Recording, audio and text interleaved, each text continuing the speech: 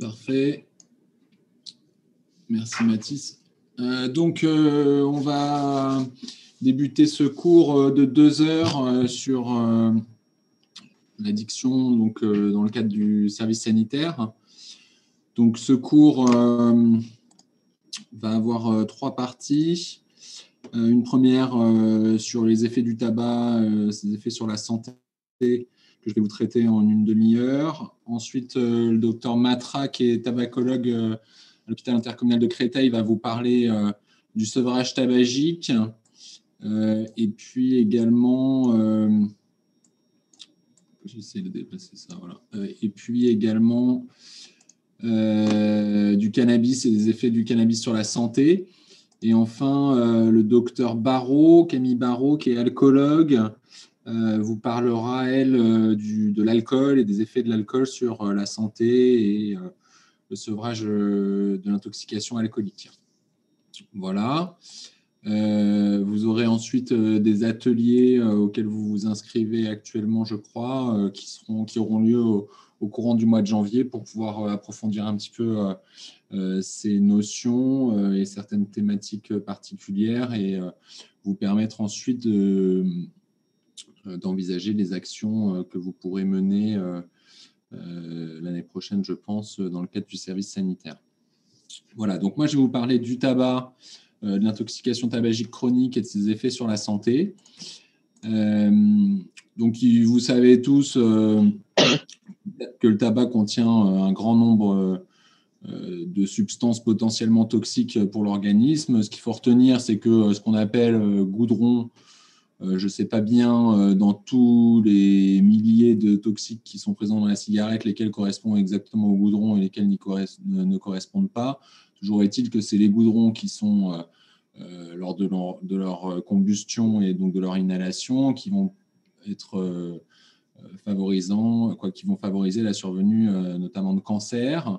Puis au cours de cette combustion, il va y avoir une production de monoxyde de carbone. Quand on fait des gaz du sang à des patients tabagiques actifs, on peut doser la concentration en HbCO, donc en hémoglobine ayant fixé du monoxyde de carbone. Et on s'aperçoit qu'ils ont des taux parfois très élevés. Et donc ce monoxyde de carbone, il rentre en compétition avec l'oxygène. Et donc il favorise l'hypoxie tissulaire. Et donc tous les phénomènes d'infarctus, quels que soient les organes ou les tissus touchés. Et puis il faut que vous sachiez que la nicotine, c'est vraiment l'agent qui est responsable de la dépendance, qui finalement est très peu toxique, mais par contre c'est une drogue très addictive et c'est indéniablement la drogue la plus puissante qui est disponible sur le marché. Ensuite, ces particules inhalées de fumée de tabac, elles ont un tout petit diamètre qui fait qu'elles vont pouvoir pénétrer dans tout l'arbre respiratoire jusqu'aux alvéoles pulmonaires. Et ensuite, elles vont passer dans le sang. Elles vont entraîner un certain nombre de phénomènes inflammatoires locaux ou systémiques que je ne vais pas vous détailler, mais qui sont responsables d'une inflammation, etc., et qui vont favoriser un certain nombre de pathologies et qui jouent aussi un rôle dans la thrombose artérielle. Pour ce qui est de la fumée de cannabis, les composants ils sont assez similaires, mais avec des concentrations qui sont volontiers bien supérieures, ce d'autant que souvent, on fume le cannabis ou la marijuana sans filtre, et donc il y a encore plus d'exposition à tous ces toxiques. Et puis de la même manière, vous en avez sans doute déjà entendu parler, mais voilà, les cigarettes légères ne sont plus appelées comme telles, puisqu'en fait, les filtres sont différents, mais ne rendent pas du tout moins toxiques les cigarettes, voire même au contraire, puisque le fait d'avoir un filtre qui, entre guillemets, est plus efficace dans une cigarette légère que dans une cigarette normale, fait qu'en fait, on va inhaler encore plus fort et que du coup, les particules vont aller encore plus profondément dans le poumon et avoir autant, voire plus d'effets toxiques. Donc le tabagisme, c'est un problème de santé publique majeur. L'entrée dans le tabagisme se fait le plus souvent à l'adolescence ou à l'âge jeune adulte. Et c'est souvent ce mode d'entrée insidieux dans le tabagisme qui, au fil du temps, va générer une addiction. en sachant que voilà, la dépendance, elle arrive rapidement et il est ensuite très difficile de s'arrêter de fumer avec, quand on dit toujours tabagique un jour, tabagique toujours. Et donc, il y a souvent des tentatives de sevrage, mais des échecs successifs et des rechutes du tabagisme. Toujours est-il qu'il y a donc plus de 10 millions de fumeurs actifs en France actuellement. Et vous voyez, c'est plus d'un quart des 18-75 ans qui fument quotidiennement en France et près d'un tiers qui fument au moins occasionnellement. Alors, si on regarde un peu ce qui s'est passé aux États-Unis au cours du XXe siècle et au début des années 2000, vous voyez que la consommation de tabac a augmenté jusqu'à l'après-guerre et qu'ensuite, petit à petit, il y a eu des interventions qui ont permis de diminuer la consommation du tabac aux États-Unis avec des mesures politiques très importantes et notamment l'interdiction de fumer dans les lieux publics, voire même aux États-Unis, ils ont été très loin, c'est-à-dire qu'à proximité d'un immeuble, vous n'avez plus le droit de fumer, etc. Le coût de la cigarette, etc. Et tout ça a permis de diminuer drastiquement la consommation de tabac aux États-Unis. Alors, si on regarde, nous, ce qui se passe en France, on peut avoir l'impression que c'est la même chose, mais en fait, on est plutôt au sommet de l'iceberg. Et donc, on a encore probablement tout ça à effectuer pour diminuer de manière plus importante la consommation de tabac en France. Il y a probablement une culture qui est différente de celle des Américains, mais vous voyez que notamment l'impact du prix de la cigarette a indéniablement un effet sur la consommation de la population générale, mais ce n'est pas la seule mesure qui permet d'être efficace dans le sevrage. D'autres données françaises qui vous montrent au fil des années, vous voyez entre 2000 et 2017, que finalement la consommation de tabac en fonction du sexe est assez stable. Alors là, il y avait une baisse qui était visible sur la dernière année, mais globalement, on reste sur une proportion assez équivalente de la population qui fume. Vous n'hésitez pas à m'interrompre si vous avez des questions. J'essaie de revoir le fil de discussion. Où est-ce que c'est? Pardon, ça va être la conversation.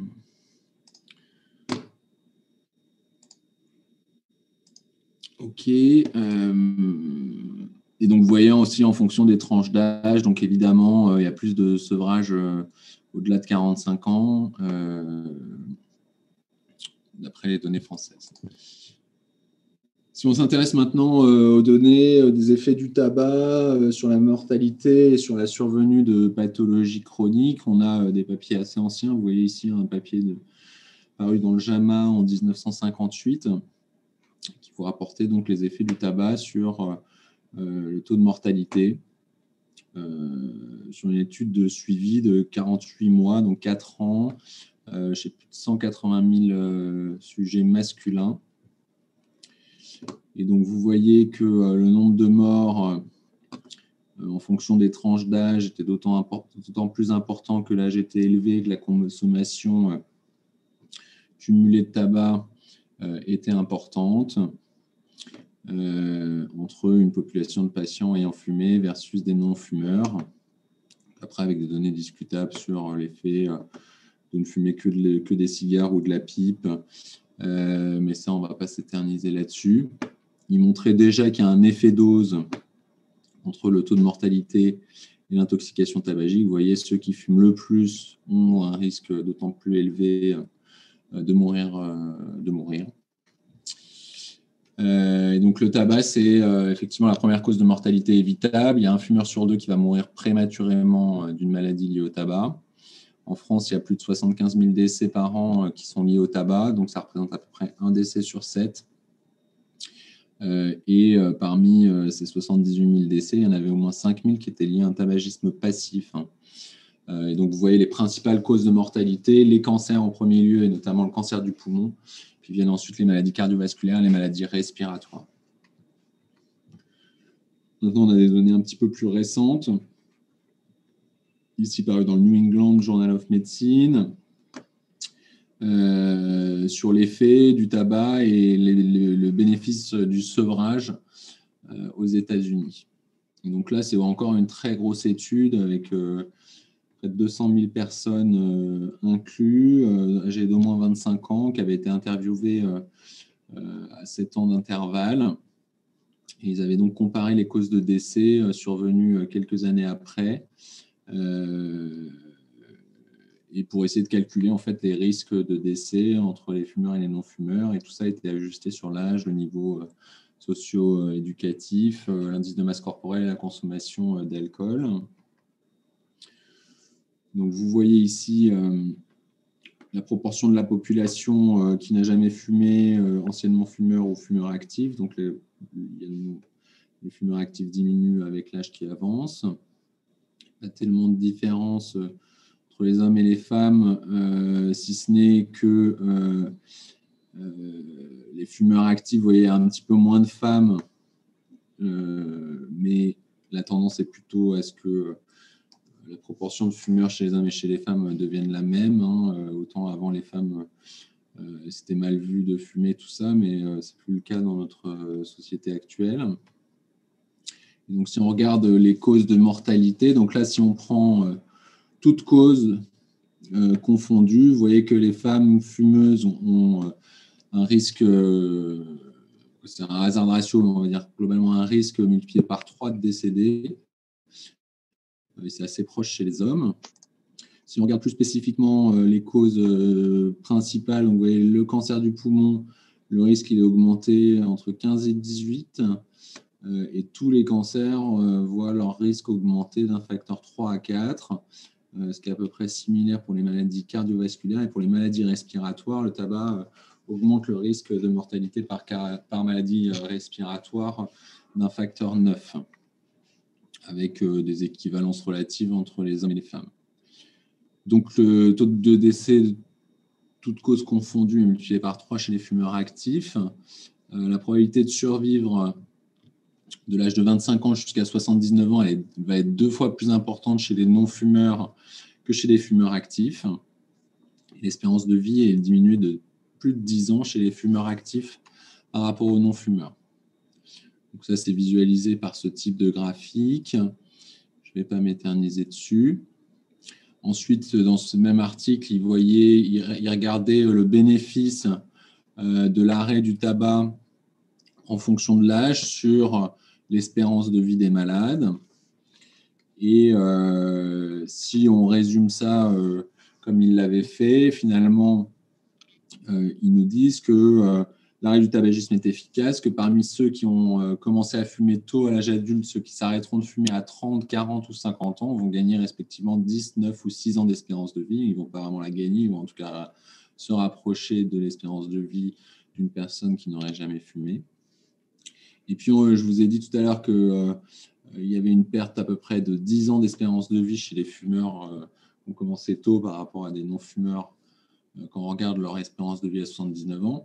Mais en fait, donc on perd 10 ans d'espérance de vie, mais c'est en fait une perte beaucoup plus importante pour ceux qui vont mourir du tabac. Donc, c'est plutôt ceux qui mourront du tabac, ils ont un âge moyen, ils mourront à un âge moyen de 20 ans de moins que celui d'un non-fumeur.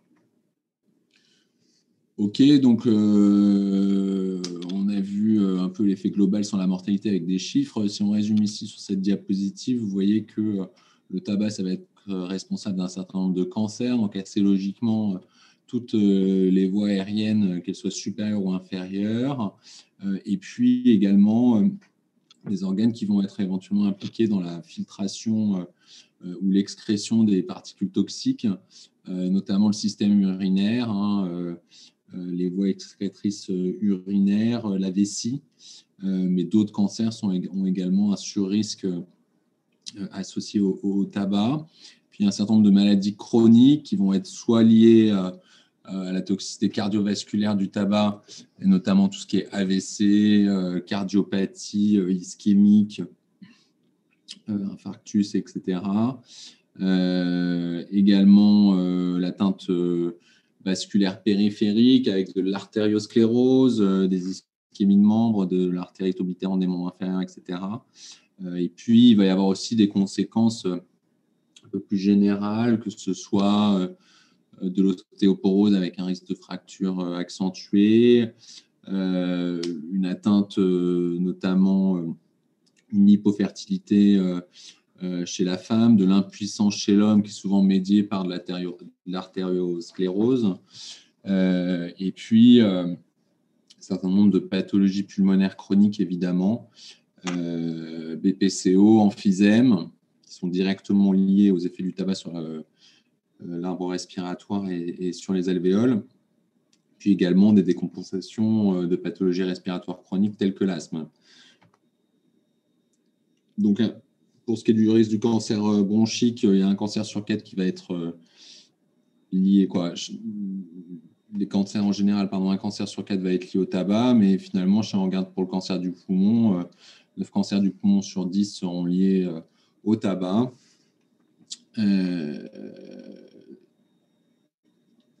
Le tabac augmente par 10 le risque de cancer bronchopulmonaire. Il n'y a pas de seuil finalement bien défini lorsqu'on regarde la consommation cumulée des patients de tabac. On a tendance à utiliser la quantification en paquets années, mais on sait que finalement, ce qui est le plus important, c'est la durée d'exposition au tabac. Donc, c'est probablement plus à risque de fumer 10 cigarettes par jour pendant 30 ans que d'en fumer 30 cigarettes pendant 10 ans. D'accord ? Donc, l'évaluation du tabagisme, telle qu'on l'a fait habituellement en nombre de paquets années, c'est-à-dire que si vous fumez un paquet de cigarettes par jour pendant 10 ans, ça fait 10 paquets années. C'est la même chose que de fumer un demi-paquet par jour pendant 20 ans. Donc, ça fera la même chose, 10 paquets années, mais comprenez que c'est probablement plus ennuyeux d'avoir une exposition plus prolongée au tabac. D'accord ? Donc, on n'a pas d'autres moyens très clairs que d'évaluer à quel âge le patient a commencé et quand est-ce qu'il a fini de fumer ou arrêté de fumer, et cette consommation cumulée en paquets années. Mais cette consommation cumulée en paquets années, ce n'est pas le chiffre parfait pour évaluer le risque aussi bien de cancer que de maladies chroniques. Voilà. Et puis, pour ce qui est du tabagisme passif, on a également des chiffres qui, par exemple, pour le cancer bronchique, bronchopulmonaire, il y a un risque relatif de 26%, augmenté de 26% de développer un cancer.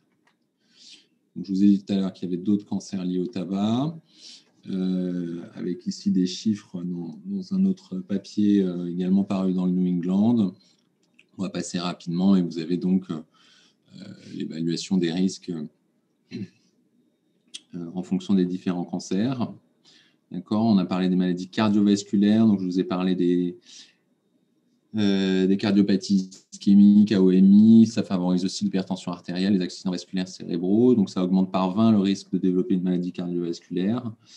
Je vous ai parlé de l'effet, du rôle du monoxyde de carbone, d'accord, et également de l'inflammation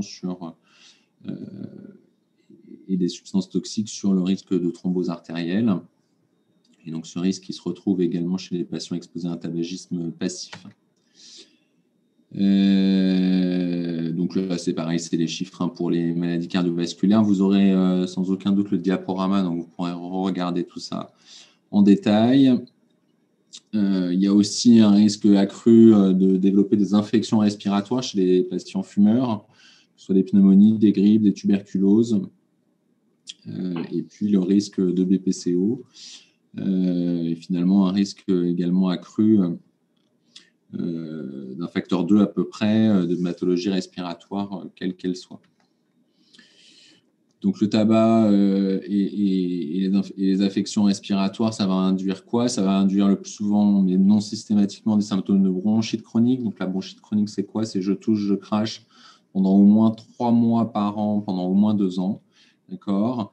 Et cette bronchite chronique peut faire le lit d'une bronchopathie chronique obstructive, c'est-à-dire qu'il y a un rétrécissement progressif du calibre des bronches qui va entraîner un trouble ventilatoire obstructif. Il faut savoir que les patients BPCO ne sont pas uniquement des patients qui préalablement avaient de la bronchite chronique, c'est-à-dire que on pourrait se dire, tant que j'ai pas de bronchite chronique, ça va. Non, en fait, c'est pas le cas. Vous pouvez développer une BPCO même si vous n'avez pas de symptômes de bronchite chronique. La BPCO, c'est une maladie très fréquente. Il y a plus de 3,5 millions de personnes touchées en France. Il faut savoir qu'il y a à peu près 2 tiers des patients qui ignorent être atteints. Et le risque de cette pathologie, c'est que elle induit essentiellement de l'essoufflement qui va progressivement s'aggraver avec le temps et devenir très handicapante avec le stade terminal de la maladie qui est l'insuffisance respiratoire chronique et qui, quand elle devient sévère, nécessite de l'oxygénothérapie de longue durée et qui, bien sûr, a un impact majeur sur le pronostic et la survie de ces malades. Le cancer du poumon, il est également augmenté chez les patients fumeurs BPCO. Et donc, ce qu'il faut savoir, c'est que voilà, vous avez sur la courbe de gauche une représentation un peu historique de l'évolution de la fonction respiratoire avec le temps. Vous avez en haut les courbes de patients qui n'auraient jamais fumé. Vous voyez qu'il y a un déclin progressif de la fonction respiratoire qui ici a été évalué par le VEMS. C'est un marqueur d'obstruction bronchique. Et vous voyez que chez un patient fumeur, ce déclin de la fonction respiratoire va être accéléré avec des courbes qui vont être variables en fonction des patients selon leur sensibilité au tabac. Et il faut savoir qu'à tout moment où vous arrêtez de fumer, vous allez reprendre une courbe qui va être parallèle à celle de patients qui n'auraient jamais fumé. Et donc, c'est toujours bénéfique de s'arrêter de fumer parce que le plus tôt on s'arrête, le plus tardivement on arrivera avec une baisse de la fonction respiratoire en deçà du seuil auquel apparaît un handicap ou une invalidité. D'accord. Et c'est l'effet du tabac, c'est le traitement le plus bénéfique sur la survie des patients atteints de BPCO. Et c'est toujours bénéfique, quelle que soit la sévérité de la maladie. Donc ça, c'est une vision un peu utopique du déclin de la fonction respiratoire avec le temps. En fait, on sait qu'il y a des déterminants plus précoces de la BPCO qui peuvent survenir soit in utero, soit au cours de la petite enfance et de l'adolescence, qui font qu'en fait, à l'âge adulte, vous ne partez pas nécessairement d'un niveau identique en fonction de ce qui s'est passé avant. Et ensuite, si vous fumez ou si vous ne fumez pas, vous allez avoir un déclin variable de votre fonction respiratoire et développer ou pas une BPCO. Et donc, ce schéma-là est plus parlant, notamment pour les patients, pour leur expliquer l'effet du tabac et l'intérêt du sevrage tabagique. Voilà, ensuite, on s'interroge beaucoup sur les inégalités ou l'égalité hommes-femmes dans les pathologies, et notamment dans les pathologies liées au tabac. Donc, il semble quand même indéniable maintenant que les femmes sont plutôt plus à risque de développer une BPCO que chez les patients masculins, de sexe masculin. Donc, ça a été démontré par ce type d'études. Bon, les graphiques ne sont pas très parlants, mais vous voyez ici que la probabilité en fait, d'avoir une obstruction bronchique en fumant tant de cigarettes par jour chez les femmes est plutôt plus élevée que chez les hommes. Pour ce qui est de l'effet du tabac sur l'asthme, le tabagisme actif ou passif va favoriser les exacerbations de cette maladie. C'est un facteur de mauvais contrôle de la maladie. Je vous ai parlé du risque d'infection respiratoire. Voilà, et également des effets du tabagisme passif, avec une augmentation de la fréquence des infections ORL et pulmonaires chez les enfants et les nourrissons, une augmentation du risque de mort subite du nourrisson notamment. Pour ce qui est des autres effets du tabac sur la santé, ça accélère aussi le vieillissement cutané, vous avez mauvaise mine, vous avez l'impression de vieillir plus vite, ça favorise l'ostéoporose, ça diminue la fécondité, je vous en ai parlé tout à l'heure, et puis des effets également au cours de la grossesse avec une augmentation de la fréquence des fausses couches spontanées, une augmentation du risque de retard de croissance intra-utérin ou de grossesse extra-utérine, également plus d'accouchements prématurés chez les femmes fumeuses. Ça, c'est un petit schéma identique à celui de tout à l'heure sur les effets du tabagisme passif sur la santé. Vous regarderez ça tranquillement. Mireille Matra vous parlera du sevrage tabagique. Un petit mot sur la cigarette électronique qui peut être éventuellement considérée comme une aide au sevrage, qui permet soit d'arrêter, soit de diminuer la consommation de tabac. Mais il faut se méfier de cet outil qui est une porte indéniable d'entrée dans le tabagisme, notamment chez les plus jeunes. Ça a été bien démontré aux États-Unis. Et puis, ça favorise probablement la banalisation de la consommation de tabac avec une image qui est plus positive que celle de la cigarette Et donc, ça reste un outil potentiel d'aide au sevrage tabagique, mais qui vient après les substituts nicotiniques et même certains médicaments. Ces cigarettes électroniques, elles peuvent aussi être pourvoyeuses d'effets secondaires, essentiellement liés à des explosions du dispositif, hein, avec des images assez impressionnantes ici. Et puis aussi l'exposition à la vape, ça peut induire des pathologies pulmonaires aiguës qui ont bien été décrites aux États-Unis. Et quand on regarde ces publications, c'est souvent quand même l'association à la fois de la consommation de nicotine, mais dans la plupart des cas, près de 80% des cas, l'inhalation de THC avec ces cigarettes électroniques. Et donc, pareil, c'est essentiellement des publications qui viennent des États-Unis. Ils sont probablement plus affectés que nous par cette mode, entre guillemets, du vape, de la vape. Mais ils retrouvent voilà, près de plus de 25-30% des jeunes qui peuvent consommer la cigarette électronique, avec un effet également néfaste de certains arômes de nicotine ou de liquide à inhaler, ces arômes pouvant eux-mêmes contenir des substances plus toxiques que d'autres. Et puis, ils ont aussi débattu du risque du lien entre la consommation de cigarettes électroniques et l'usage de cannabis ou de marijuana. Ce qui est certain, c'est que il y a beaucoup on manque encore beaucoup de données sur les toxicités à long terme de la cigarette électronique. Et ça a tendance à être un petit peu sous-rapporté probablement, peut-être à la faveur d'un certain lobbying de l'industrie du tabac, hein, qui met la main petit à petit aussi sur la production de cigarettes électroniques. Voilà, je vous remercie de votre attention. Je ne sais pas si vous avez quelques questions.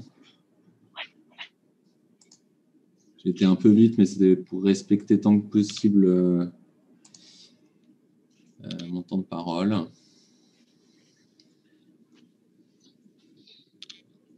Donc, les effets du tabac sur la grossesse concernent les femmes fumeuses seulement pendant la période gestationnelle. Je n'ai pas bien compris, mais globalement, c'est néfaste tout au long de la grossesse, hein, de fumer. Je ne sais pas si Oriane, tu attendais des précisions là-dessus.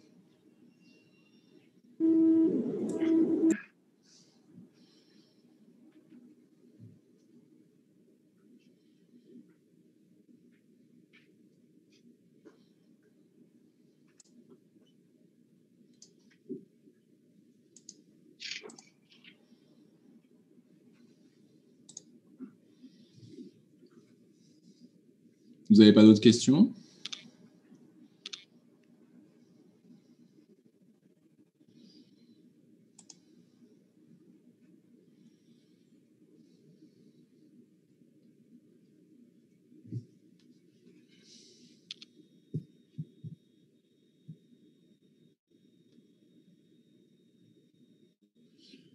Les conséquences, je parle sous contrôle de Mireille qui nous a rejoint aussi, mais a priori, les conséquences pendant la grossesse pour des femmes fumeuses avant leur grossesse, il peut y avoir, comme on l'a vu tout à l'heure, ça favorise probablement la fertilité, tout ça, mais une fois que la femme est tombée enceinte, si elle s'est arrêtée de fumer pour sa grossesse, non, il n'y a pas ou très peu, en tout cas pas évaluable, mais des faits d'un tabagisme antérieur sur la grossesse en cours. Je pense qu'il est vraiment primordial de s'arrêter de fumer pendant sa grossesse. Mais là, savoir l'effet potentiel d'avoir fumé les mois ou les années précédemment à la grossesse sur la grossesse, ça, c'est pas évalué très clairement. Je ne sais pas si je réponds à ta question, Oriane. Mais...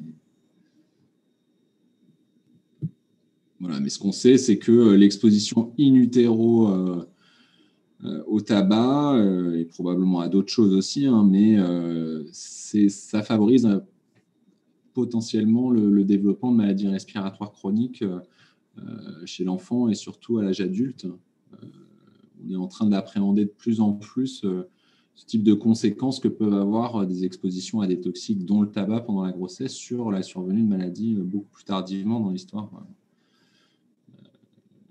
du nouveau-né finalement.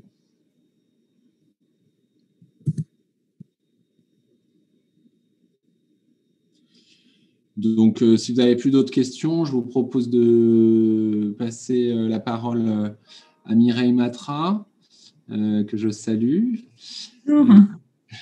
qui va donc nous parler de sevrage, de cannabis, etc. Et puis, de toute façon, si vous avez d'autres questions, moi, je vais rester jusqu'à la fin du cours. On pourra échanger à la fin. Alors, Frédéric, je ne peux pas démarrer le partage parce que tu… Il faut que je lâche la main, oui, ça doit être ça. Ouais. Voilà. Hop. Je vais chercher un écran partagé. Je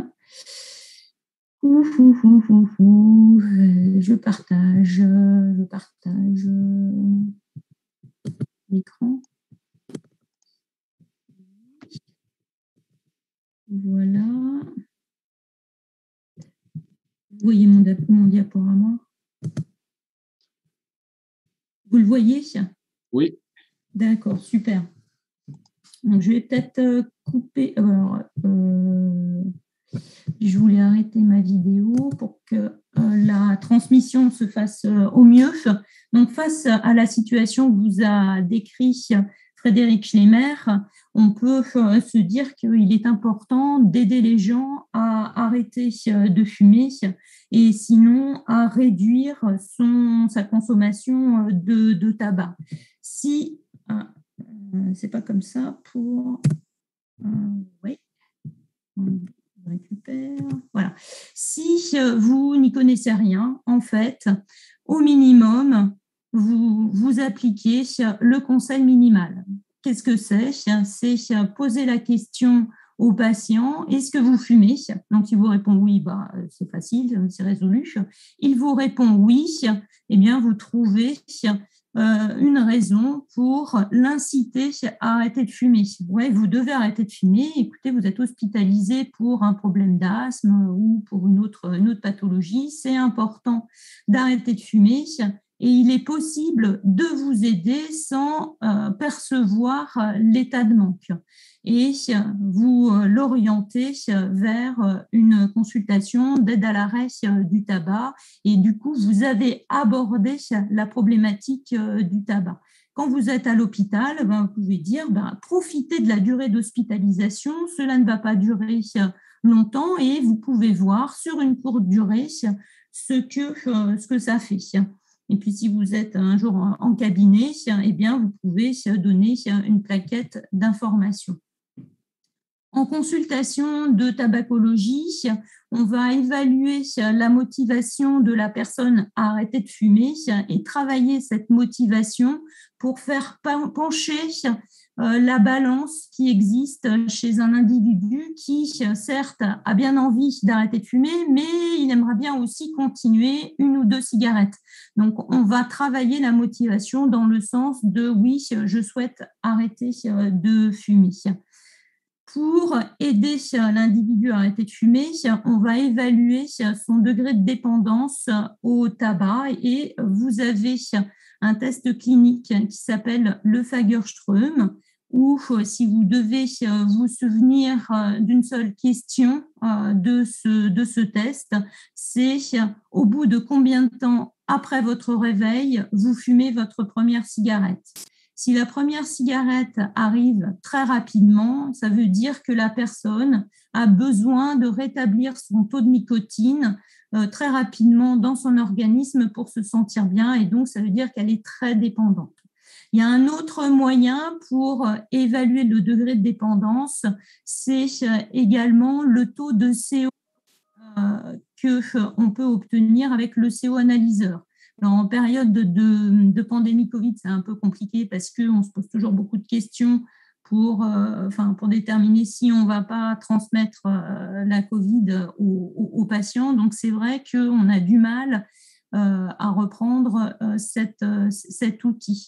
Mais on verra sur une diapositive suivante l'intérêt que ça peut avoir le CO analyseur. Et puis, on va également prendre en charge toutes les conduites addictives associées et tout l'aspect anxio-dépressif qui peut être associé, qui peut être un frein à l'arrêt du tabac, pour proposer une stratégie qui va être adaptée.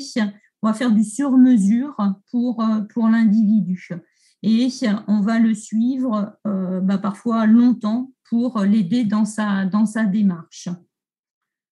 Les outils thérapeutiques vont répondre au fait que quand on fume, on va s'exposer à la nicotine. Or, il existe des récepteurs qui reconnaissent la nicotine. Ce sont les récepteurs de l'acétylcholine. Et donc, la nicotine va permettre une augmentation du nombre de récepteurs de l'acétylcholine qui seront reconnus par la nicotine.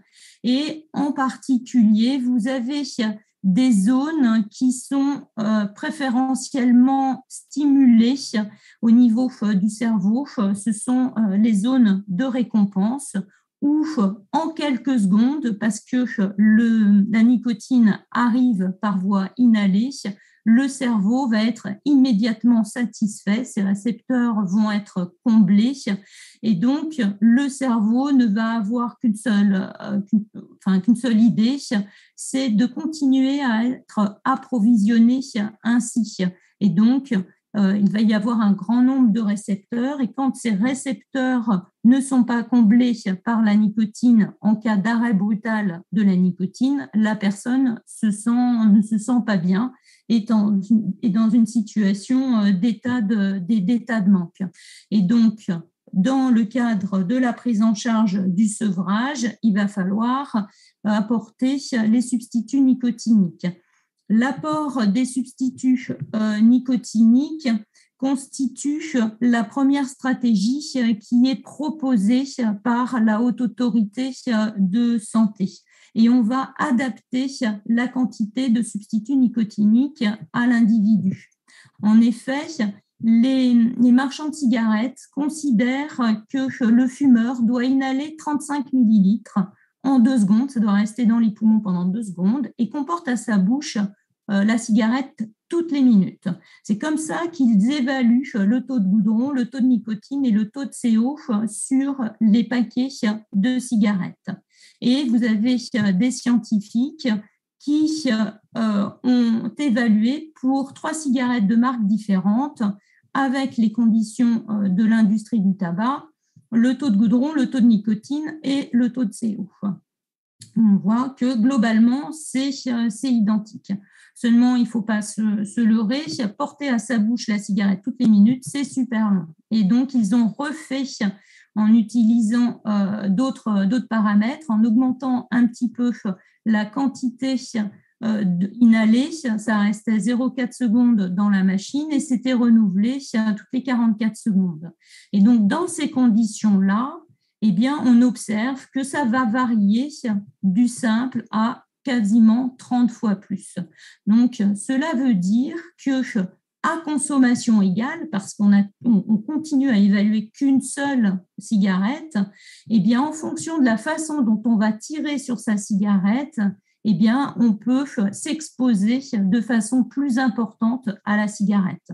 Et donc, la prise en charge va dépendre de cet appétit qu'on a vis-à-vis de la nicotine. D'où l'intérêt du CO-analyseur, parce que ça permet d'avoir le taux de monoxyde de carbone chez l'individu avec son appétence pour la nicotine.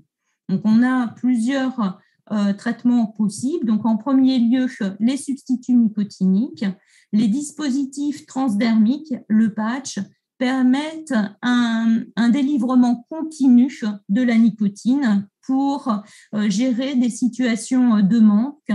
il n'y a pas de dépendance à l'utilisation de ces patchs, mais ça permet de passer le cap sur la journée.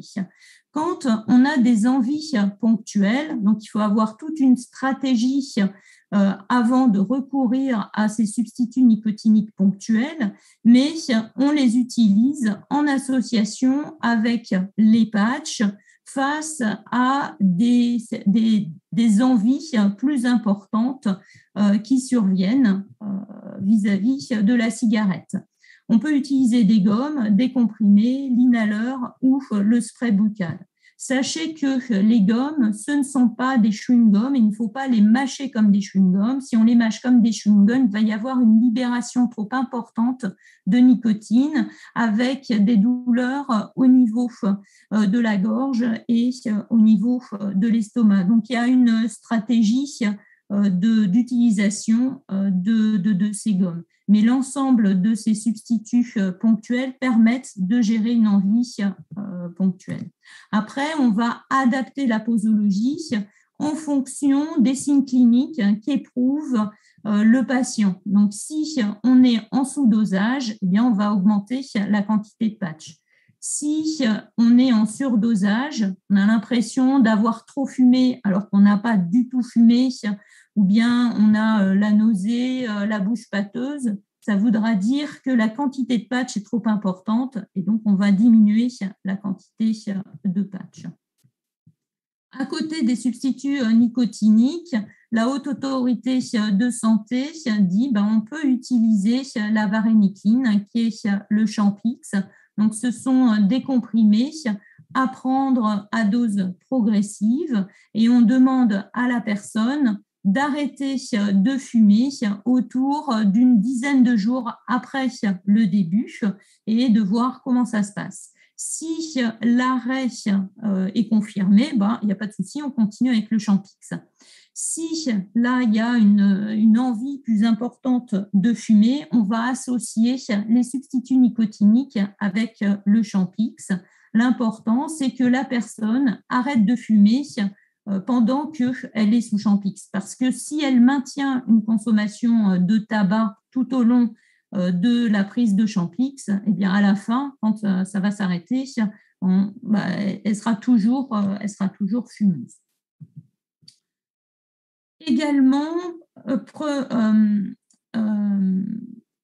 correspondant à une prise en charge entière par rapport à l'arrêt du tabac, c'est tout ce qu'on appelle les thérapies comportementaux-cognitives, où on va trouver des parades, des astuces face à la cigarette. Pourquoi ? Parce que le fait de fumer provient d'un comportement qu'on a acquis, parce qu'on repère que dans des situations de convivialité, c'est sympa de fumer, donc on va continuer à fumer, ou bien dans des situations de stress, on gère son stress ainsi, donc on va utiliser la cigarette dans un certain nombre de situations, et puis un beau jour, on va se rendre compte que si on ne fume pas le matin, on est dans une situation de manque très intense, c'est très désagréable, et le fait de fumer cette première cigarette, qu'est-ce qu'elle est bonne parce qu'elle fait réduire ce sentiment désagréable. Et c'est ce qu'on appelle le renforcement négatif.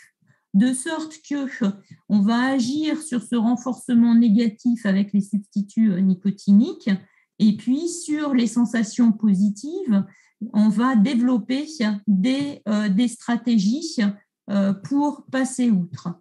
Ces stratégies, ça peut être des stratégies comportementales où, par exemple, dans une soirée, on va s'occuper les deux mains. Donc, on ne peut pas prendre la cigarette qu'on est susceptible de nous offrir. Et puis, il y a aussi les stratégies cognitives, se dire « non, quand même, j'ai fait tout ce chemin-là, non, ce n'est pas le moment d'arrêter de fumer et je ne le souhaite pas. Et d'ailleurs, c'est pour cette raison-là et cette raison-là que j'ai décidé d'arrêter de fumer. » Donc, il y a différentes possibilités. Ça peut être écrire ses motivations pour arrêter de fumer et du coup, avoir plus de force en cas d'envie. Et puis, un certain nombre de petites astuces. Existe également une autre stratégie pour être aidé vis-à-vis du tabac, c'est l'utilisation de la cigarette électronique et elle arrive en 3e position pour la Haute Autorité de santé. La cigarette électronique n'a pas montré de supériorité particulière vis-à-vis des patchs nicotiniques. Donc, quand vous avez quelqu'un qui a décidé d'arrêter de fumer avec la cigarette électronique, vous lui dites, on va continuer avec la cigarette électronique. Bien sûr, on ne va pas lui dire, non, c'est n'importe quoi, ce qui n'est pas le cas, parce que ça a permis d'aider un certain nombre de fumeurs à ne plus recourir aux cigarettes et donc de réduire ces risques, puisque Frédéric vous a dit il y a 4000 substances différentes. Dans la cigarette électronique, il n'y en a qu'une dizaine. Après, il faut la réserver à des adultes parce que ce n'est pas vécu comme un outil de sevrage chez des adolescents. Parmi les gens qui consomment du tabac, vous en avez un certain nombre. Donc, il y a à peu près 4 millions d'usagers avec 13 millions d'expérimentateurs de cannabis qui vont associer le cannabis avec le... Ce cannabis a des effets sur la santé, que ce soit dans le cadre d'une consommation d'un seul joint ou en cas de consommation chronique de cannabis. Et puis, ça a aussi un effet sur le bébé. En ce qui concerne la consommation que d'un seul joint, il y a des effets neuropsychologiques qui sont variables en fonction des individus. C'est la baisse de la vigilance, la modification des sensations et du comportement, avoir des rires incontrôlés, une perception de sons et des couleurs plus intenses, le sentiment d'insouciance, d'euphorie. Il peut y avoir aussi des sentiments de déprime. Il peut y avoir aussi des crises d'anxiété jusqu'à la crise de panique, de l'insomnie, des troubles de l'attention, de la coordination. Et ça peut aller jusqu'au délire avec des sentiments de déréalisation, ce qui est quand même pas fréquent, voire déboucher sur un phénomène de psychose. En ce qui concerne les autres effets du cannabis en cas d'exposition à un seul joint, à côté des effets neuropsychologiques, on peut observer des conjonctives injectées, la bouche sèche, avoir des palpitations, la tension artérielle qui diminue. Sur le plan digestif, avoir des crampes, des douleurs abdominales et une augmentation de l'appétit. En cas d'exposition chronique, ce n'est plus le cas. Et puis, le cannabis a la capacité de se stocker dans les graisses avec la possibilité d'être relargué ultérieurement. À côté de cette consommation unique, vous pouvez, en cas de consommation chronique, avoir, là encore, des effets neuropsychologiques, les mêmes, avec la survenue d'un syndrome amotivationnel de type schizophrénie. Et puis, bien sûr, un risque de voir survenir une dépendance au cannabis. Il y a à peu près 10 à 20% de sujets qui sont consommateurs réguliers qui sont dépendants au cannabis. À côté de ces effets, j'ai oublié de vous dire, effectivement, on peut observer également un risque suicidaire, la survenue de dépressions qui sont associées avec une consommation chronique de cannabis. Du fait de l'association entre cannabis et tabac, eh bien, vous avez la survenue de bronchopneumopathie chronique obstructive. On n'arrive pas à faire la distinction entre les deux. Et puis, pareil, avec le cancer pulmonaire, le problème, c'est que dans l'évaluation de la consommation de cannabis, il faut trouver des sujets qui soient consommateurs exclusifs de cannabis, ce qui n'est pas simple, et ensuite savoir s'ils ne consomment, enfin, quel type de cannabis est consommé, si c'est de la marijuana, donc des feuilles, ou bien de la résine, parce que la toxicité n'est pas la même. Donc, vis-à-vis du cancer des poumons, c'est discuté. Vous avez des auteurs qui disent oui, le cannabis est en lien avec la survenue de cancer de poumon, et puis il y a d'autres études qui disent plutôt non. En ce qui concerne les troubles de la fertilité, ce n'est pas lié qu'au tabac. Le cannabis a des effets sur la fertilité, en particulier au niveau des spermatozoïdes, mais pas uniquement. Ça a aussi une action au niveau de la constitution des follicules ovariens. Et puis, chez l'homme, c'est associé au cancer des cellules germinales. En cas de consommation de la maman, de la future maman, sont associés des effets chez le bébé où il peut avoir des troubles du sommeil.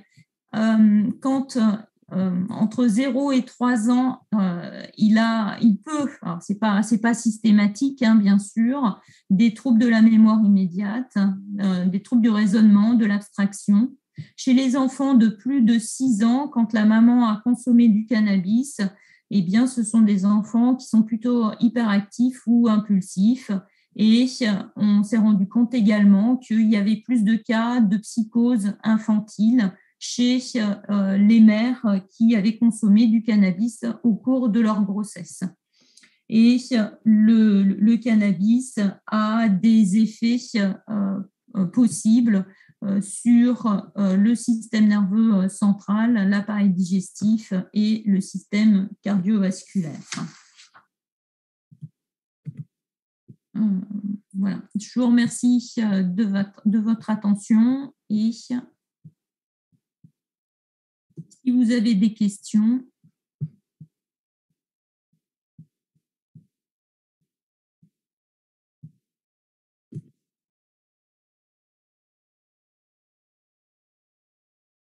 Je peux y répondre.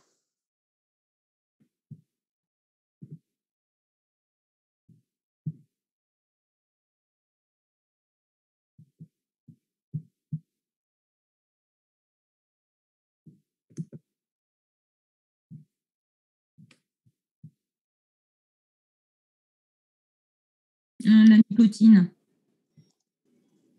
La nicotine parce que parmi l'ensemble des gens qui consomment le cannabis, je vous dis entre 10 et 20% qui deviennent dépendants. Alors qu'avec le tabac, c'est plutôt l'inverse. Je dirais plutôt 10 à 20% de gens qui ne sont pas dépendants à la cigarette.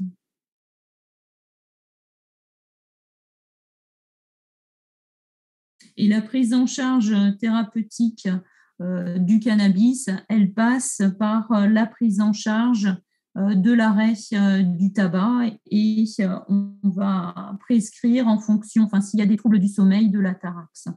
Et après, on fait attention vis-à-vis de la femme enceinte, puisque lors du premier trimestre de la grossesse, c'est contre-indiqué.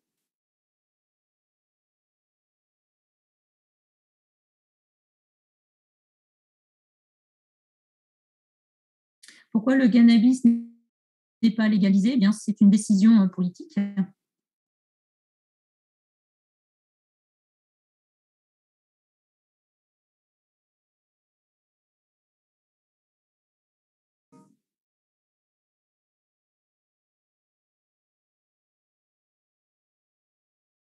Il y avait une question tout à l'heure par rapport aux cigarettes légères.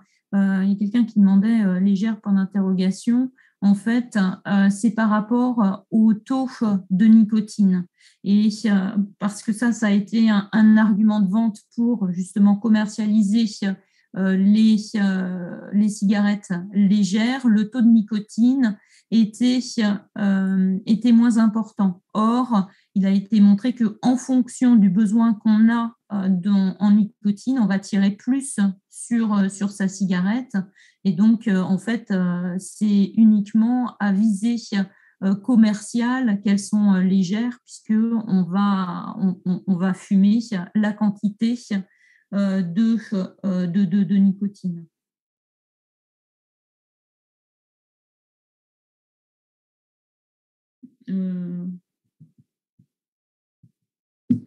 Après, il y a des effets.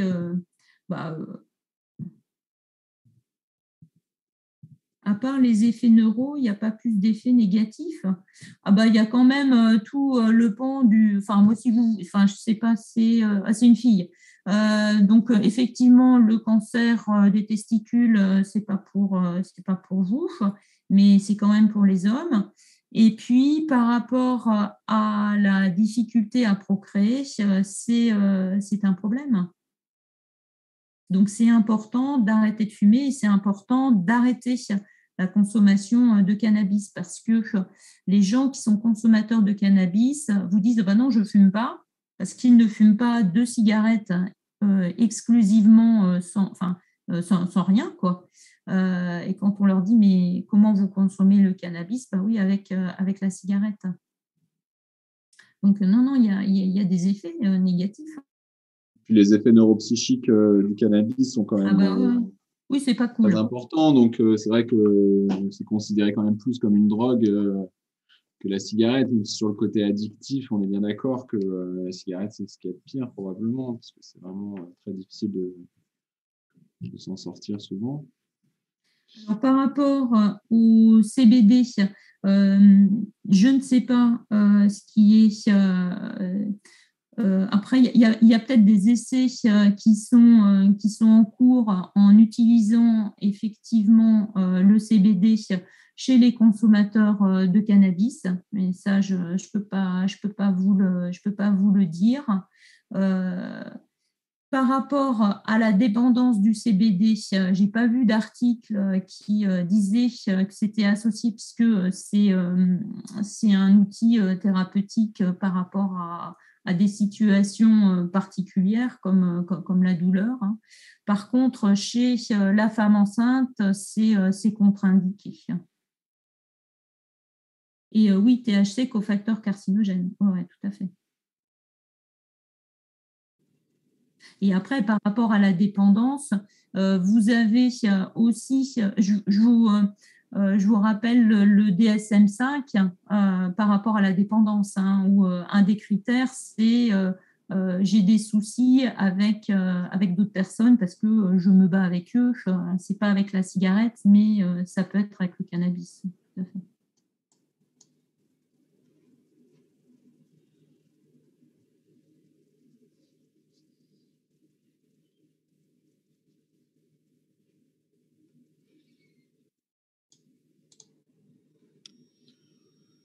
Merci beaucoup Mireille pour cette présentation. On va peut-être passer la parole à Camille Barrault qui du coup va vous parler d'alcool. Bonjour Camille. Bon. Je vais essayer de partager. Donc je clique sur écran partagé, c'est ça, et je choisis. Ouais. Ouh là là. Mettre une application que je veux partager. Alors, je n'ai pas trop l'habitude. Je vais essayer de vous retrouver ça.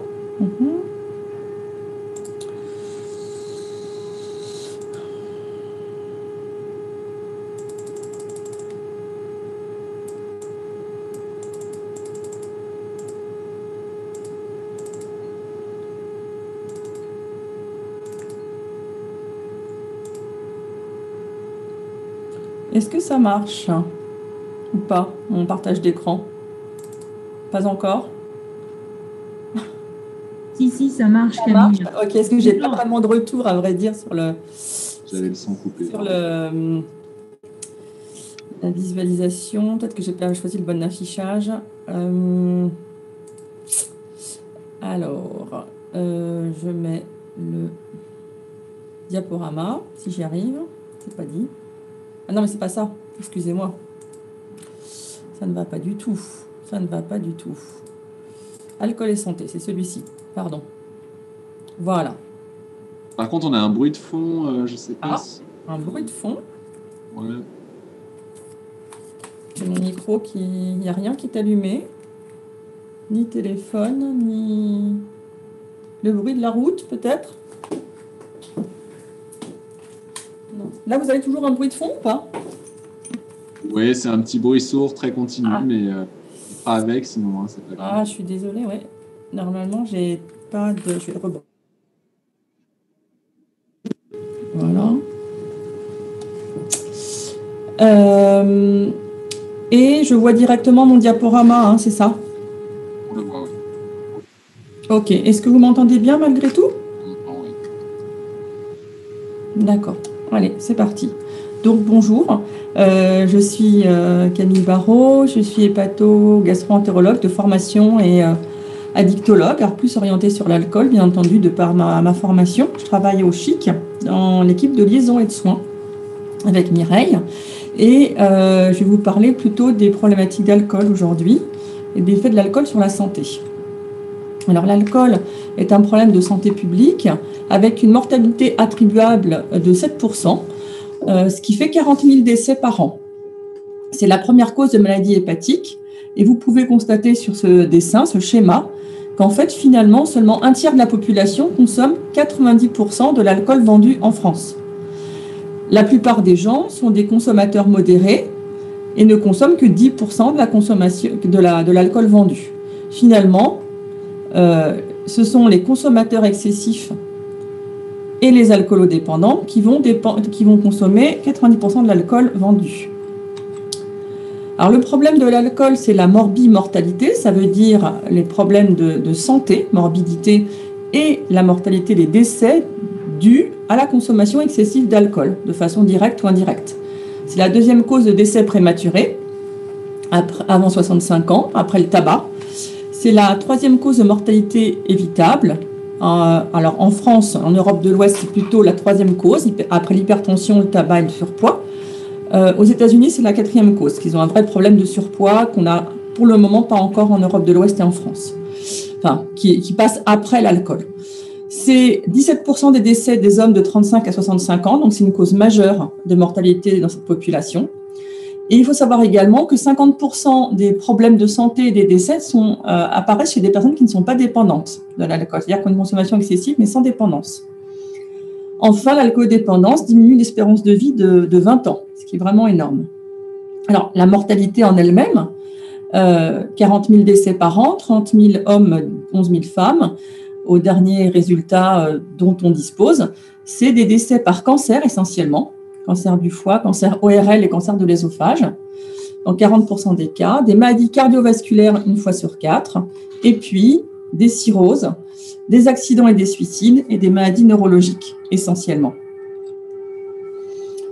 La consommation et le mésusage d'alcool sont la première cause d'hospitalisation en France. Et finalement, parmi les admissions aux urgences, 1% des admissions sont pour une ivresse aiguë, ce qui est quand même énormément de patients, et 17% sont liés directement ou indirectement à une consommation excessive, à un mésusage d'alcool. Donc finalement, quand vous passez à l'hôpital ou aux urgences, vous allez voir beaucoup de patients avec une problématique alcool. Alors, toutes ces informations, que ce soit des problèmes de santé publique en termes de passage à l'hôpital ou bien de problèmes de santé, morbimortalité, ont permis de proposer des nouvelles recommandations, alors qui sont plus trop nouvelles puisqu'elles datent de 2017 maintenant. Je crois que tout le monde les a bien acceptées, entendues, qui sont de ne pas dépasser 10 unités standards d'alcool par semaine, avec 2 jours sans alcool et pas plus de 4 verres par occasion.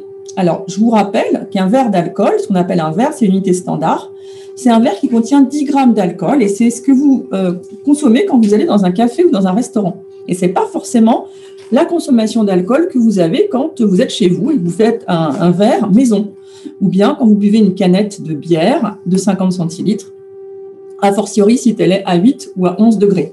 Donc, pour résumer, un verre, unité standard d'alcool, c'est un ballon de 12 centilitres de vin ou un demi, c'est-à-dire 25 centilitres de bière classique ou de cidre, ou bien 2 à 3 centilitres d'alcool fort, pastis, whisky, planteur, avec du rhum, vodka, etc.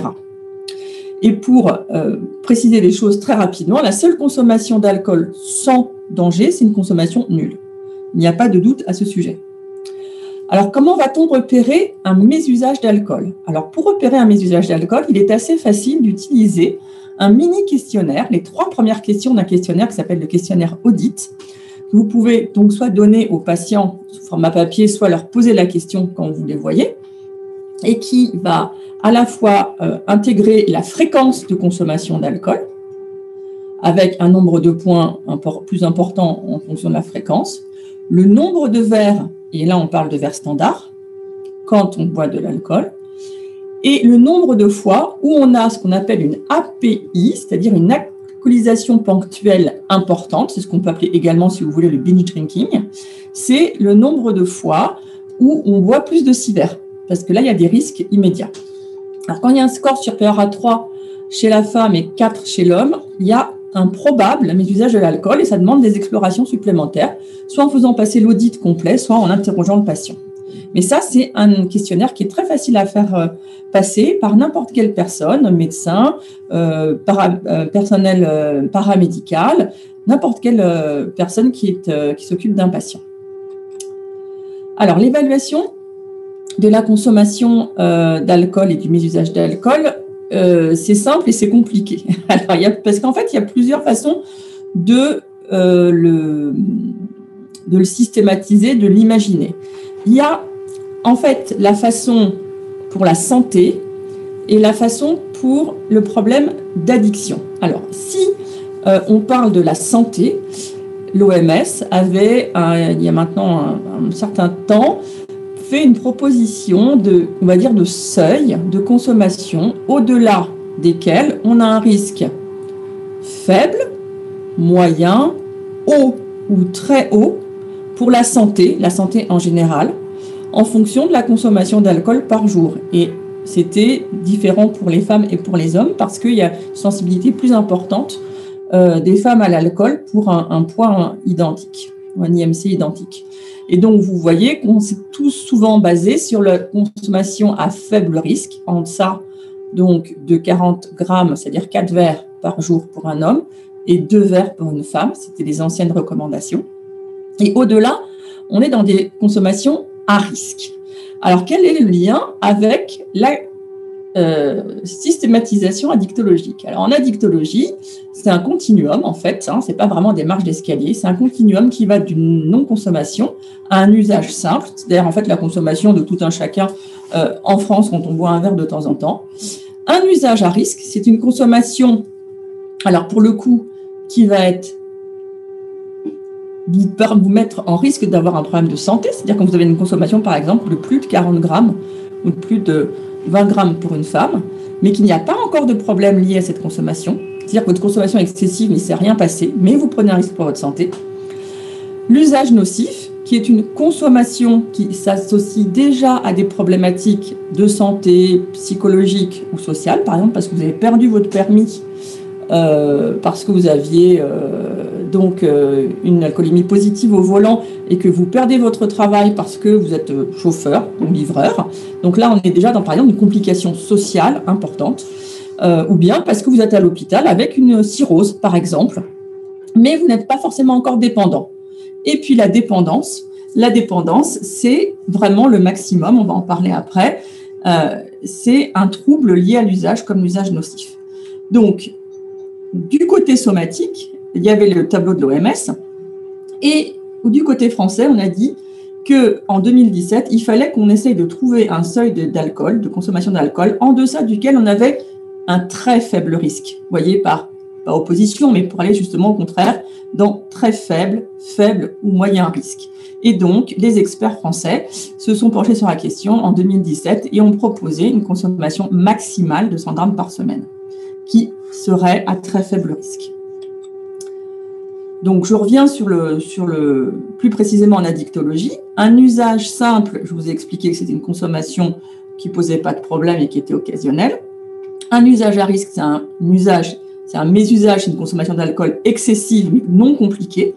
Et puis l'usage nocif, c'est dès qu'arrive une complication. Donc si vous êtes dans un service d'hépatogastro, par exemple comme moi, et que le patient arrive avec une cirrhose, on est de toute façon déjà dans un usage nocif. Et si on est dans un usage nocif, on est dans un trouble lié à l'usage d'alcool, TUA.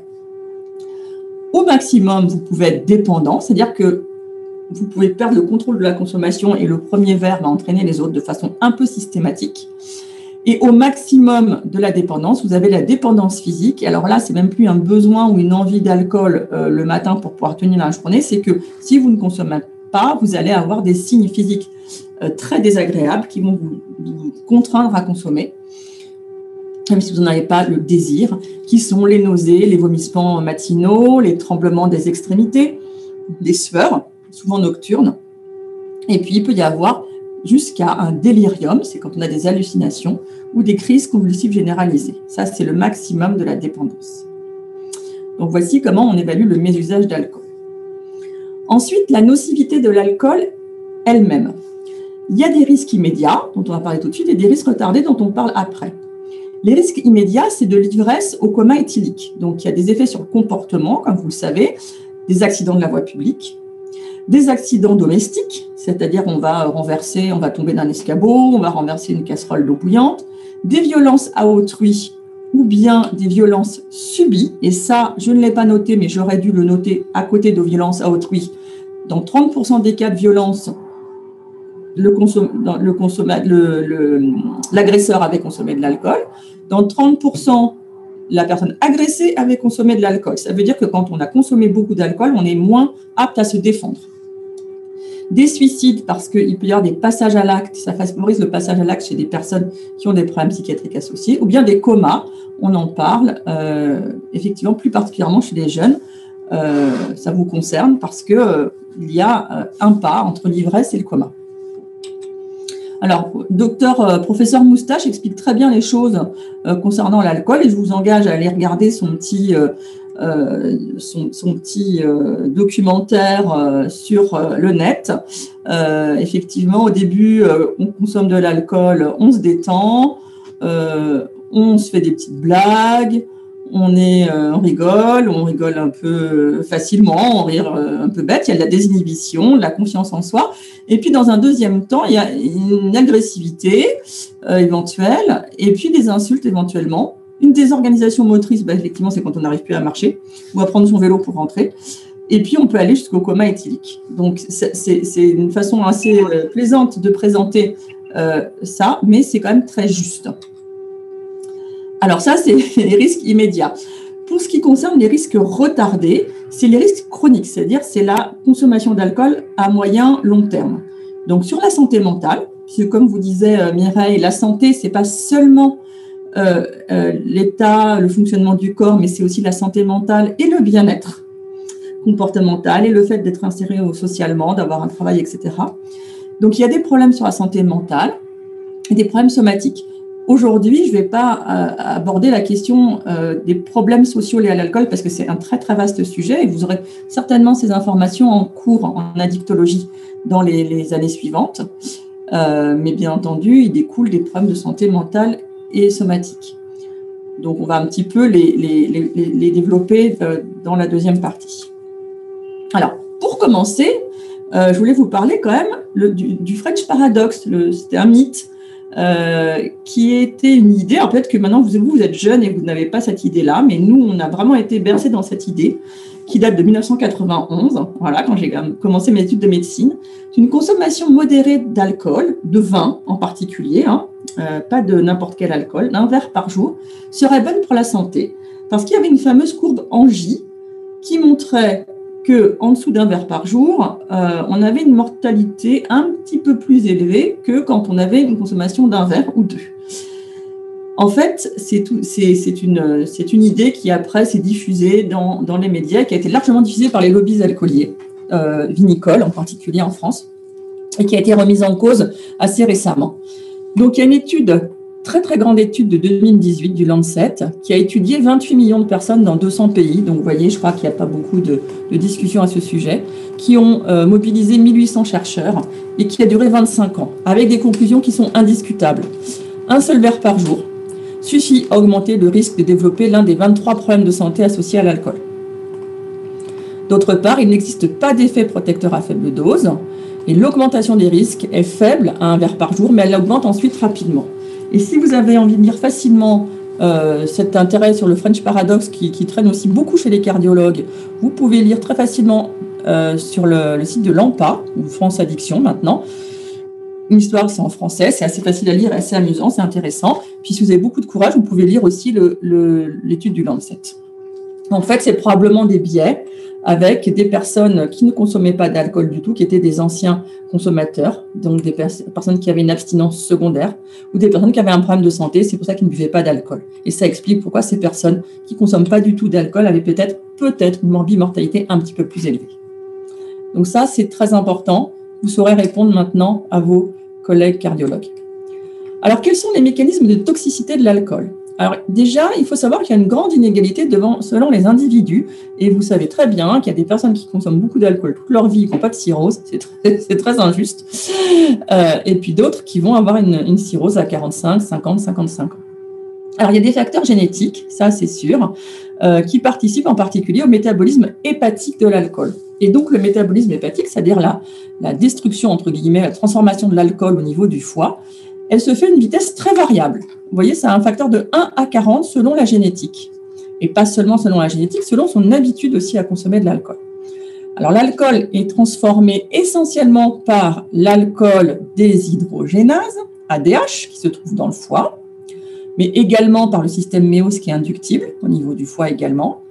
Et elle est transformée en acétaldéhyde. Et cet acétaldéhyde, c'est la molécule qui est très toxique, qui est cancérigène, et qui donne les effets extrêmement désagréables de l'ivresse, qui sont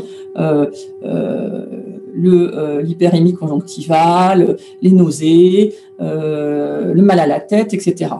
Et puis, cette aldéhyde, à mes souhaits, elle peut être transformée par l'aldéhyde déshydrogénase en acétate, qui va une molécule qui est beaucoup moins toxique que l'acétaldéhyde, mais au cours de cette transformation, il va y avoir une fabrication de radicaux libres et de cytokines inflammatoires. Donc, ça explique d'une part au niveau hépatique pourquoi il y a une sensibilité hépatique, c'est-à-dire que l'acétaldéhyde se concentre ainsi que les radicaux libres au niveau hépatique.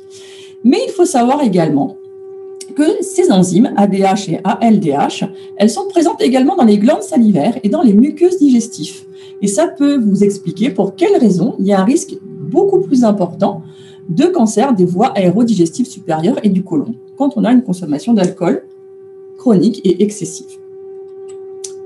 Alors, les cancers, parlons-en, c'est la première cause de décès chez les personnes qui ont un mésusage d'alcool, donc pas forcément une dépendance, mais une consommation excessive.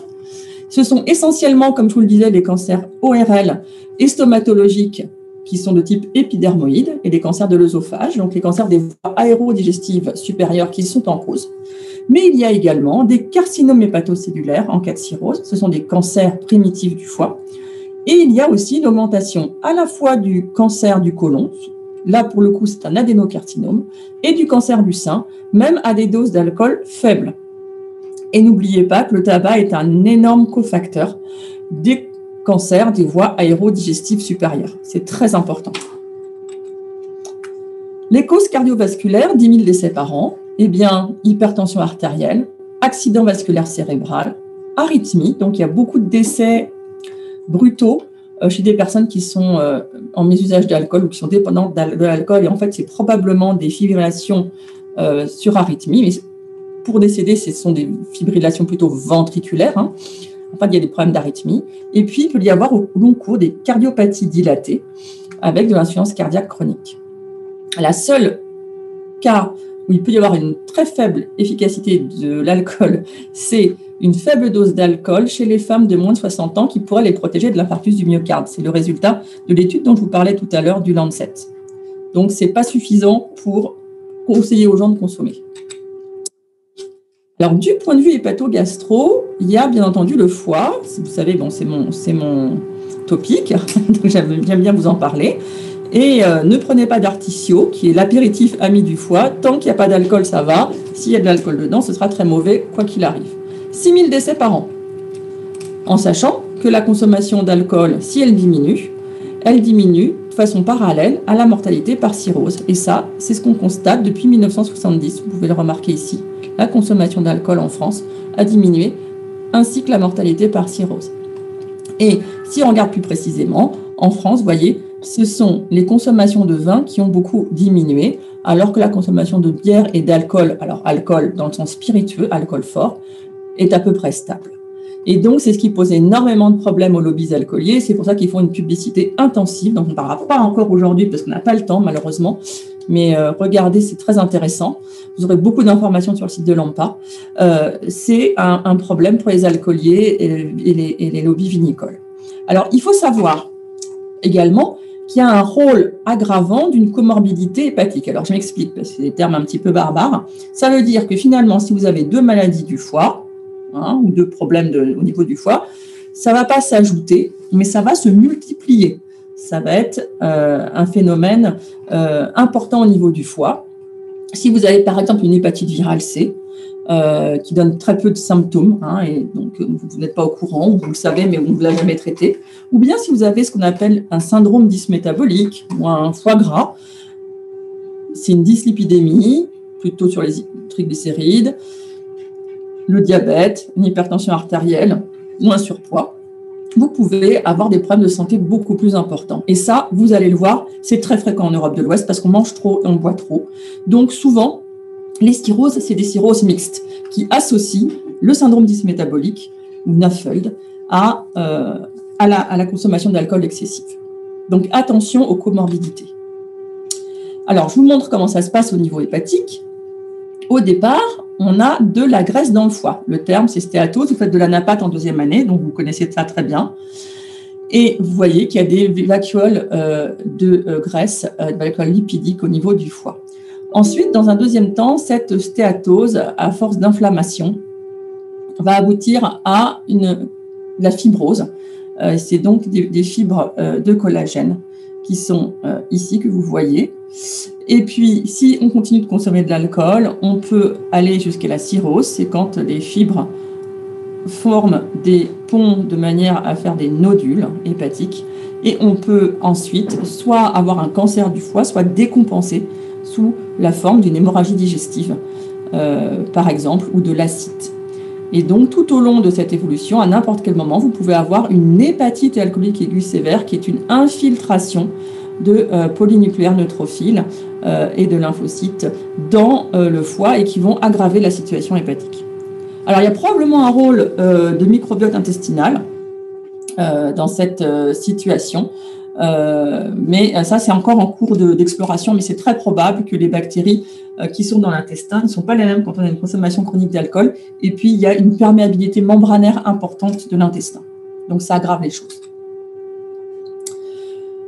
Toujours en hépatogastro, il y a le problème des pancréatites aiguës et de pancréatites chroniques calcifiantes qui sont un peu moins fréquentes toutefois que les maladies du foie. Et puis, au niveau du tube digestif, il y a tout un cortège de symptomatologie, de reflux gastro-œsophagien, de brûlure gastrique, de diarrhée et de diminution de l'absorption des nutriments et en particulier des vitamines. Au niveau neurologique, il y a des troubles cognitifs qui sont liés à l'alcool. Alors au début, ils peuvent être réversibles et au bout d'un certain temps, ils ne le sont pas.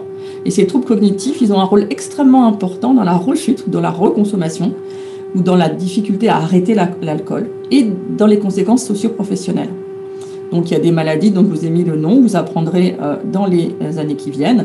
Et ça peut être des troubles donc, qui touchent le cerveau, y compris les yeux, au niveau de la néphrite optique rétrobulbaire.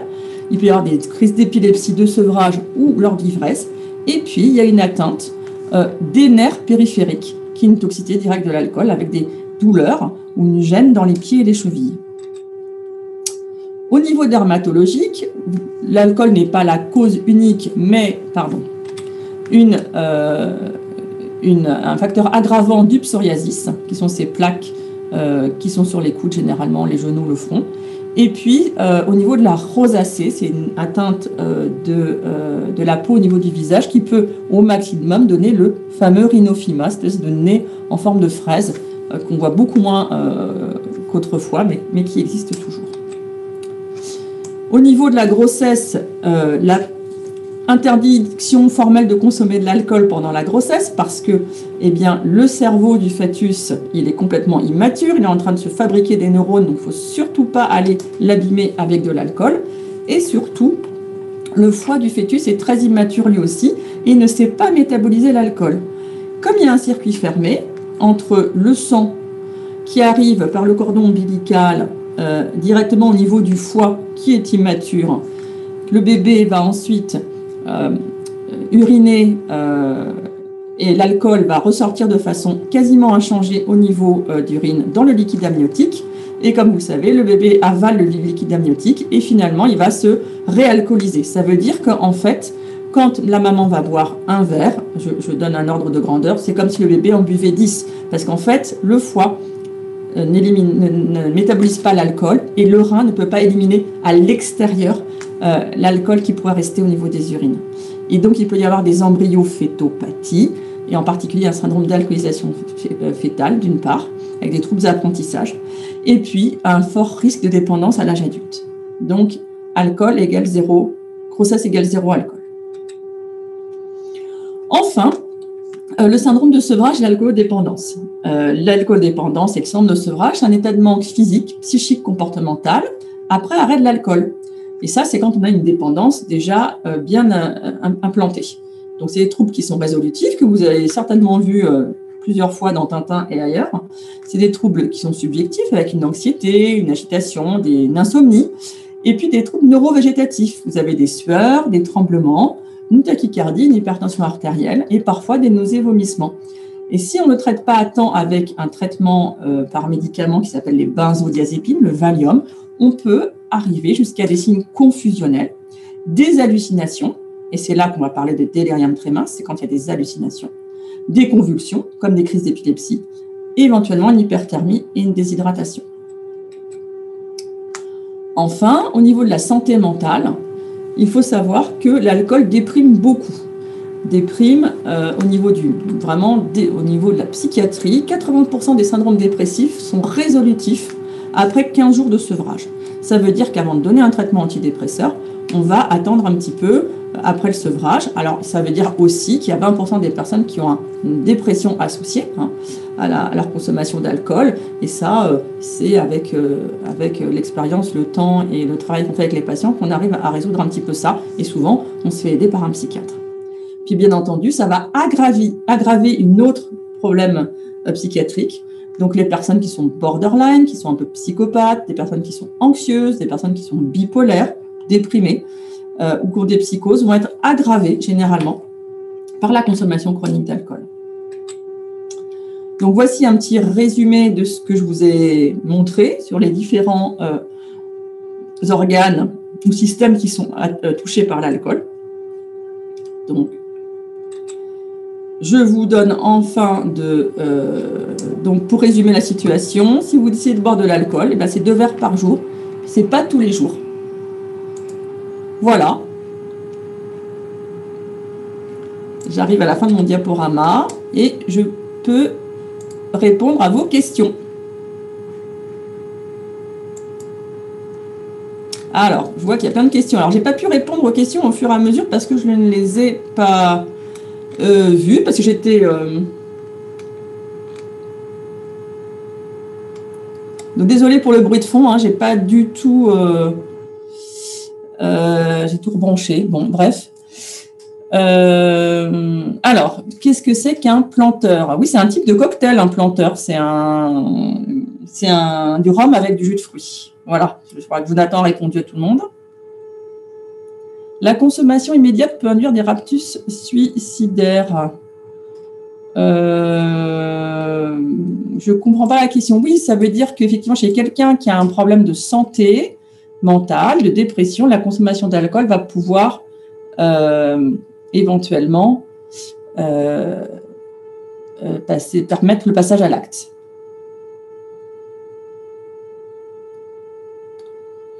Alors, la stéatose, c'est la graisse dans le foie, c'est de la présence de vacuoles lipidiques dans les cellules hépatiques, dans les hépatocytes. Alors, est-ce qu'on a tous plus ou moins l'alcool triste? Non, on n'a pas tous l'alcool triste. Il y a des gens qui ont l'alcool gai, tout dépend de la dose. Et dans quel état vous êtes avant d'avoir consommé de l'alcool. Mais de façon chronique, donc sur une prise d'alcool aiguë lors d'une soirée, généralement, il n'y a pas trop d'effets. Enfin, ça dépend des gens. Si vous êtes un peu triste, un peu fatigué ce jour-là, vous ne serez pas très bien. C'est plutôt sur la consommation chronique d'alcool qu'il y a des signes dépressifs qui apparaissent.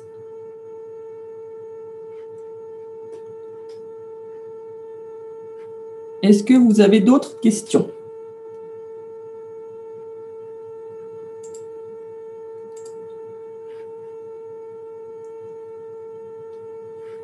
Ah, oui, non. Oui, absolument. Par rapport aux problèmes psychiatriques, l'alcool ne fait qu'aggraver les choses habituellement. Alors, l'acétaldéhyde dans les cigarettes, plus dans le métabolisme de l'alcool, je ne sais pas te répondre. Je peux te dire que oui, l'acétaldéhyde, on le retrouve dans le métabolisme d'alcool.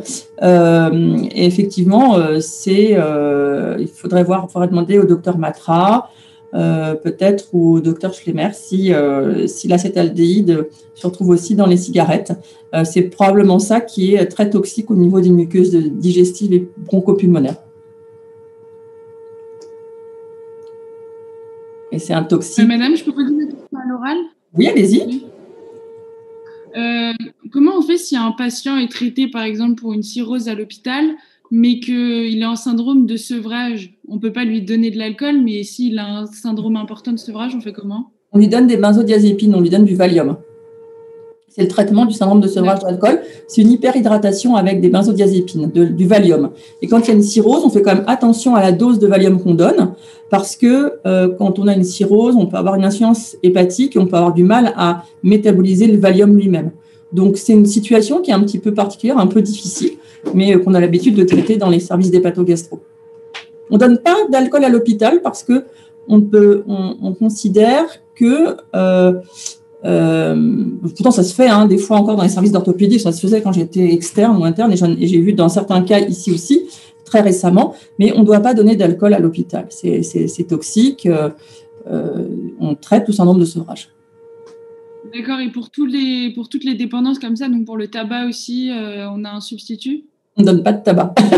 Effectivement, on n'a pas de substitut pour l'alcool, c'est ce que tu as tout à fait raison, à la fois pour le tabac, la nicotine plutôt, et pour les drogues opioïdes, on a des substituts. Donc, pour le tabac, la nicotine, on a des substituts nicotiniques oraux, pardon, je parle un peu vite, ou des patchs, donc des substituts nicotiniques cutanés, qui remplacent finalement, comme la cigarette électronique, c'est aussi un substitut nicotinique. Pour les opiacés, pour ce qui est l'héroïne, etc., on peut donner de la méthadone ou bien du Subutex par voie orale. Et pour l'alcool et le cannabis, on n'a pas de traitement, on n'a pas de substitut. Donc, pour l'alcool, on donne des benzodiazépines pendant un temps réduit, environ une petite semaine, qu'on adapte bien à la situation du patient. Et au bout de 7 jours, normalement, on a fait une décroissance progressive. Et avec le cannabis, parce qu'on fait, nous, habituellement à l'hôpital, c'est qu'on traite, comme je disais tout à l'heure, quand Dr Matra vous a fait le sujet sur le cannabis, il y avait une question. On s'occupe de traiter la dépendance à la nicotine par des substituts. Et pour le cannabis, qui ne donne pas beaucoup de dépendance en soi, on donne des médicaments qui vont agir, si c'est de la dépression, sur la dépression, sur les troubles du sommeil, on va dire des traitements symptomatiques. D'accord, merci beaucoup.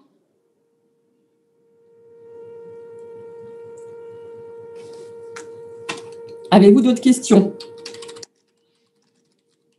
Il n'y a pas de questions bêtes, hein. Vous avez le droit de poser toutes les questions que vous voulez. C'est quand même des chapitres qui sont assez chargés, que ce soit le tabac, le cannabis et l'alcool. Vous apprenez beaucoup de choses là d'un coup, alors que vous n'avez pas encore eu les cours de physiopathe. En fait, on est au début de l'année, donc pour vous, ça peut être un petit peu compliqué, complexe. Vous allez peut-être retravailler ça après.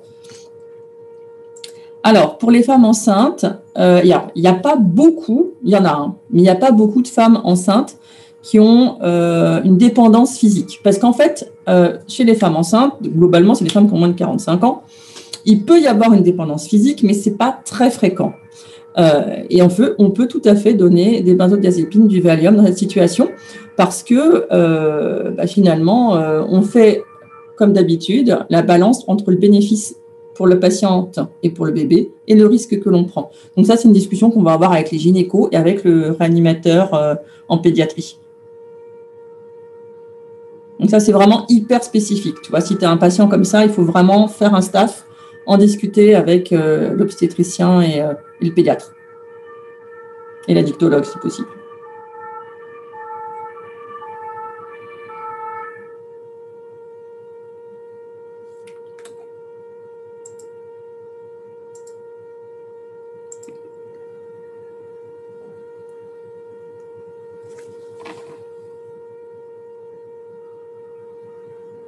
Je crois que ça vous semble clair tout ça? N'hésitez pas à poser des questions même après. Hein. Vous pouvez nous envoyer un mail. Ou je ne sais pas, Frédéric, si nos topos sont disponibles pour les étudiants. Oui, je pense qu'on va leur mettre à disposition. Bien. Comme ça, ils peuvent relire tranquillement et puis nous poser des questions s'il y a un souci. Absolument. Et puis même si vous avez mail. Pour les 2 premiers topos qui vous reviennent. Oui, parce que des fois, il y a des questions qui arrivent après. On écoute, on digère un petit peu les informations. Vous n'hésitez pas à m'envoyer un mail. J'essaye de vous répondre dans la mesure du possible. Voilà, pour l'acétaldéhyde de la cigarette, là, je ne sais pas trop. Pas dire de bêtises. Ouais, je ne sais pas, moi non plus. Alors, dans les substituts nicotiniques, c'est de la nicotine. Mais la nicotine, donc c'est de la nicotine dans les substituts nicotiniques. Mais il y a ce qu'on a vu tout à l'heure à la fois avec et pas les 3900 autres substances qui sont toxiques. Voilà, ça permet de passer le cap de. C'est la substance qui donne la dépendance. Mais de la même manière, tout à l'heure, je suis passé assez brièvement sur les effets indésirables de la cigarette électronique. Et c'est pareil, quand vous utilisez une cigarette électronique, vous êtes exposé à un certain nombre de substances potentiellement toxiques. Mais ce qu'on sait, c'est quand même que la concentration de ces substances est beaucoup moins importante avec une cigarette électronique qu'avec une cigarette classique. Maintenant, il y a quand même exposition à des substances toxiques. On a des données essentiellement de laboratoire sur des cellules, tout ça, qui montrent qu'il y a une toxicité indéniable des différents produits qu'on va inhaler par la cigarette électronique, mais probablement quand même à des niveaux bien moindres de ce que l'on a avec une cigarette classique. Maintenant, c'est comme toujours, on n'a pas le recul de 20-25 ans d'exposition pour savoir est-ce qu'un patient qui switcherait complètement sa consommation du tabac pour de la cigarette électronique, ce que ça pourrait induire comme conséquence respiratoire ou autre sur son organisme. Donc tout ça n'est pas anodin et c'est d'ailleurs pour ça que, et Mireille l'a bien redit et on le dit à chaque fois, que la cigarette électronique comme outil de sevrage ne vient que après les substituts nicotiniques et les médicaments tels que le champignon.